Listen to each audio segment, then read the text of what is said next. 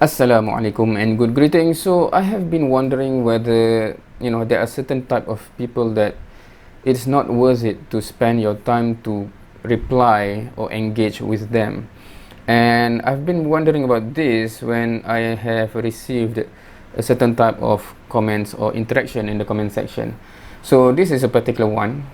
So he started with, show me one verse from the Bible which is satanic and filthy, such as this, and then he listed a bunch of hadiths afterwards, right? So but the main claim is, show me one verse from the Bible which is satanic and filthy. So when I read this, I thought, okay, there's two things there. One, why is all these hadiths satanic or filthy? Number two, is there something similar from that perspective of filthy or satanic in the Bible? So as a result, I have done this video over here, satanic and filthy verses in the Quran and Bible, where I have addressed several things. One is from the Islamic sources, the verses in the Quran about qawaid, whether it's filthy. And second, the hadith in question, meaning that the hadith that the comments brought forth, and I have addressed them. How can you see it filthy? So I try to understand his perspective of why is it filthy in the first place. And from there, he made the challenge, as you have seen earlier, find even one verse in the Bible. And I have, elaborate on Ezekiel 23 as well as Genesis 38 to ask whether that is as filthy or even more filthy from that perspective of trying to understand why he think it is filthy, right? So that's my response to him, and I've given the link. And under this video, he made this comment: there is nothing filthy or disgusting in the Bible, brother. Nothing like what Islam says. And then he suddenly shift to a list of new hadiths. What are you doing here? You make an accusation or a claim.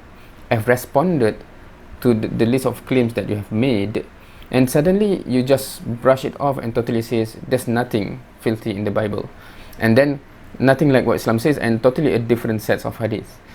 What happened to the earlier set of hadiths that I have elaborated and explained? What happened to my question about the Bible? So here's my comment, and I just want to share this. I think this is how I see it. So in your comment here, you simply brushes off whatever was said in the Bible as if it didn't happen, and moving on to other points. So is it that what he's doing? Meaning that I refuted the claim about the hadith, and I've brought forth verses from the Bible that can be looked at more filthy in comparison. So I've shown that he didn't even address it. He simply brushed it off and said, no, there's no filthy verses in the Bible. I'm not saying there is or not. I've just shown the verses, and I have illustrated how you can see it as filthy, but he didn't even explain, elaborate, refute or whatever. He just said no, there's no such verse, and then moving on, and straightway go to a different hadith. What happened to the previous hadith? So at least either acknowledge that the earlier comment you make about the hadith being filthy is incorrect when you consider what I have stated. So at least if you acknowledge that, okay, I'm sorry, those hadiths are not filthy, so I bring a new hadith, for example. At least you acknowledge that you have considered my points, or show how despite what I said, it is still filthy, or you still think it is filthy, and why. So if my refutation of your claim is have a problem, have a hole in it, illustrate why. Meaning no, you are mistaken in that. You didn't do that. Or if I have misunderstood what you mean by filthy, explain what you actually meant and how what I said missed the point. For example, if the whole premise of filthy, meaning I totally misunderstand what that means, and hence my refutation or my response do not actually address the point that you're making, clarify that. So at least I know, oh, you meant filthy is like that, not like this. I assume it is like this based on your first or initial comment.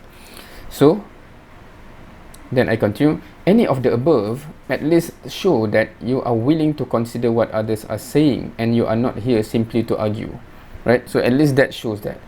And also, simply by saying there is nothing filthy or disgusting in the Bible, without any comment on the Bible verses that I highlighted in the video, it either indicate that you didn't even watch the video before commenting. That's one possibility, right? So if that is the case, then why bother for me to even address what you said? Or you simply ignore anything that you don't like to hear or cannot answer. Perhaps he watched, but oh, I cannot answer this, or I don't like this, so delete from memory as if it never happened. Is that what you do? Or again, you are simply here to argue, not to find the truth, or at least engage in a civilized discussion. So before I go about the rest of your comment, I do hope that you can indicate which of the above possibilities is the reason that you didn't even address what I stated in the video. So the conversation ended there because I said before I comment, because he actually listed more hadiths. I can address all of those hadiths, but the question here is whether that will be worth my time or not. Because if again the same loop happen, you simply ignore it and simply say something else, meaning you simply want to argue, right? There are some people like that, I know. They're not really interested in your answer. They just, okay, explain this. You spend your time to explain, they don't even listen, la la la la, and then, oh, finish, explain this now. So they simply want to argue. And with this kind of people, even though you can answer every single thing, it tend to be waste of time, right? So I'm not accusing him, because this is 12 days ago and my reply is 10 days ago after I've posted the video. So, and it ended there. So I'm not sure what's the reason. Perhaps to you know, have good thought about him. Perhaps he's still trying to dissect the video, maybe, or he's on holiday, or you know, anything within this one. Anyway, any people want to share any wisdom to be able to dissect, or no, to detect, or to, you know, to understand the other person actually here to argue, on simply just to argue, etc.